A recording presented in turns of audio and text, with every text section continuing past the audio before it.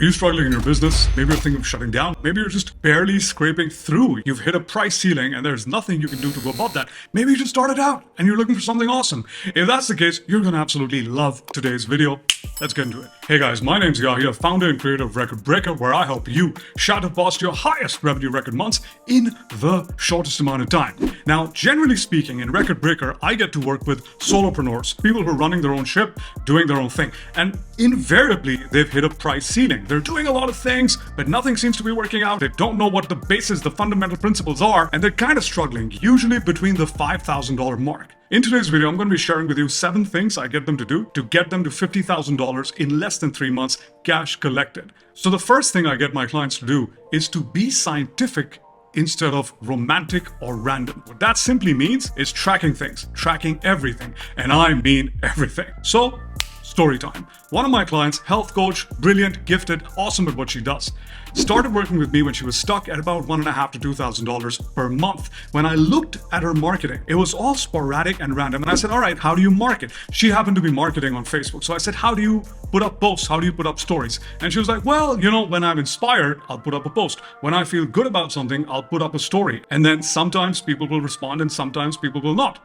And so when we dug deeper into her marketing and her sales conversion, it was all feeling based. Now, the word she used was intuition, but in reality, what we found out was she didn't have a structured method. She didn't have a 7-day sequence where she would be putting out content so that she could reliably and predictably be getting people to raise their hands and then be booking calls with her and then have a structured method of taking them through what she did and signing them on. None of that existed. So the first thing we did was we tracked her marketing. I asked her to go back, do some homework, bring back metrics to me, and then we saw what was working extremely well and what was not working well. We ditched what was not working well, and we just basically took what was extremely well and we blew it up. And lo and behold, her lead generation went up tenfold. We had to stop people from booking calls with her because she was getting too many people to book calls with her. We had to raise her price. We had to do all these things only because we were able to study, diagnose, track everything that was happening, optimize, change, and make things happen. So the number one thing that you may not be doing, you better start doing straight away, is tracking everything. And don't get super fancy. You don't need to use apps and websites and this, that, and the other. A simple Google Sheet will do. But track your marketing, see what's working, what's not working. Track your sales, see the conversion ratio you have. See how many people are getting the results you're actually promising to deliver, and then start blowing that up. The next thing this leads us to is something I learned early in my career when I used to work for the Nielsen Company. I used to see huge multinational conglomerate companies spending millions and millions of dollars on market research, testing their ads, testing their marketing, testing their products. But when I switched to the online coaching and consulting industry, I saw no one's doing market research. And just imagining what sort of things people would love to be hearing from them and just putting that out there and then hoping someone buys from them. How are you supposed to make a no-brainer offer if you don't know what's going on in the brain of your potential client? So the next thing I always get all my clients to do, I do it religiously myself. Every 6 months, every 3 months, I make sure I do that. You need to be on the ground. You need to be on the vein of the customer to know how they're thinking, how they're feeling, what are they talking about, what words are they using, what challenges are they having, what states and phases of business they're in, to be able to develop solutions and sell them to them. The next thing to do in market research is to validate the marketing of the offer. A no-brainer offer is something that people are dying to buy from you. Market research needs to be a non-negotiable, not just for people who are starting out, but also people who've been doing it for a while. You need to keep evolving. You need to stay abreast of what your clients and customers are thinking so that you can adapt your marketing accordingly and probably raise your price. Which then brings us to our next point, understanding foundational principles instead of copy-pasting templates. You want to be authentic, genuine, and innovative in the way you do things instead of being a weak carbon copy of someone else who you look up to. That is not a sound strategy. That's not a strategy that's a long-term strategy. That's not a strategy that will get you to 7 figures. You will be struggling, you will be thinking, and the day you run out of people to copy, you ran out of new ideas for your business. Having said that, the other problem with copy, paste, and templates and all these things is things keep changing. Social media keeps changing. What's working today is not going to be working tomorrow. But the underlying foundational principles of sales, marketing, brand building, they remain the same forever. If you've understood them once, you can pretty much apply the same philosophies across platforms and get the same result. However, if you don't know why you're doing what you're doing, if you've only been using templates and funnels and scripts and this, that, and the other without understanding what they're designed to do, the day they go obsolete is the day your entire process goes obsolete. So I give my clients a thorough understanding of the fundamentals and the principles upon which all the tools and techniques are built. And then they go on to develop their own tools and techniques, which are incredible, insane. That's why I get closing rates of 80%, which is unheard of in the industry, where the norm is 30%, because a client will understand what the principles are, go deep into their market, do the market research, figure out the lowest hanging fruit, and then leverage that and blow it out of all proportion. That's how you get incredible results. A client of mine happened to be using a sales philosophy, a sales script, a sales conversion funnel that he'd learned about from a book, and he'd been using that for about a year. What were the results he was getting? Close to zero conversion.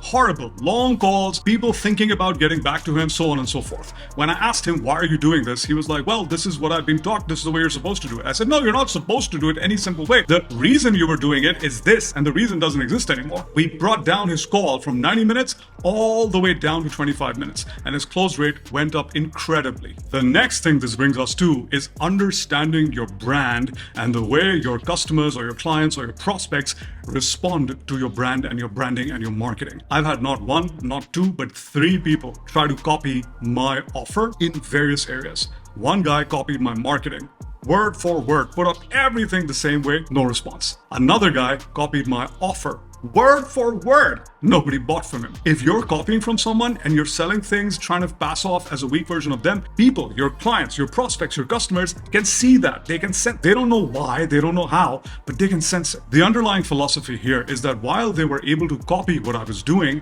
they didn't know the thought process that went into engineering what I was doing. And because they didn't know that, they also didn't know what the response they would get would be. I knew the response I would get because I understood how people resonate with my brand. You need to develop, and I help all my clients do this, develop a deep understanding of the way your potential customers interact and feel about your brand. If you don't know how people feel about your brand and you're just randomly throwing out marketing tactics, this, that, and the other, you're shooting in the dark and hoping to hit something. The next point is related to sales conversion. I had a client who's a great coach, brilliant at what he does, got a prospect on a call. The prospect was perfect for him. The prospect's problem is something he had tons of experience solving. He knew he could solve it. And then he got anxious. And then he started over-explaining things. And as I was studying the sales call with him, I was able to see how he took a prospect who was perfect and completely repelled that prospect away from him because he got anxious and he got nervous. So when it comes to sales, you need to come from a place of inspiration and abundance